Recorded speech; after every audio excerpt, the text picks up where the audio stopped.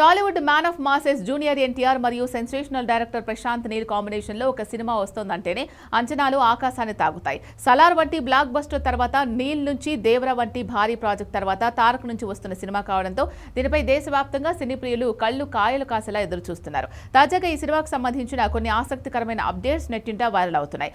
మే 20న ఎన్టీఆర్ పుట్టినరోజు కావడంతో ఆ రోజున అప్డేట్స్ వస్తాయని అందరూ భావిస్తారు. కానీ ఈసారి మేకర్స్ ఒకరోజు ముందే అంటే మే 19వ తేదీ అర్ధరాత్రి డ్రాగన్ చిత్రానికి సంబంధించిన మొదటి గ్లింప్స్ ను విడుదల చేసేందుకు సిద్ధమయ్యారు. తారక్ అభిమానులకు ఇది అంతకంటే పెద్ద బర్త్డే గిఫ్ట్ మరొకటి ఉండదని చెప్పొచ్చు.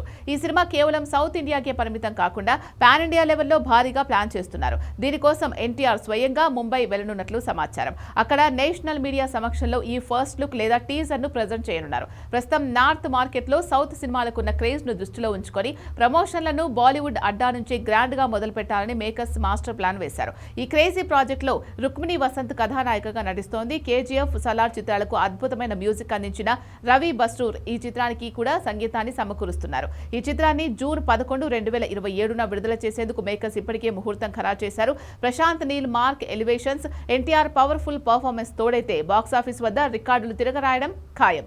సలార్ తర్వాత నీల్ నుంచి వస్తున్న సినిమా కావడంతో అంచనాలు భారీగా ఉన్నాయి. ముంబైలో జరగబోయే ఈ ప్రమోషనల్ ఈవెంట్ సినిమా రేంజ్ ను మరో స్థాయికి తీసుకెళ్తుందని ట్రేడ్ వర్గాలు విశ్లేషిస్తున్నాయి. మొత్తానికి తారక్ ఫ్యాన్స్ కు ఈ మే నెల ఎంతో ప్రత్యేకం కానుంది. ముంబై వేదికగా డ్రాగన్ గర్జన ఎలా ఉండబోతుందో చూడాలంటే మరికొన్ని రోజులు వేచి చూడాల్సిందే.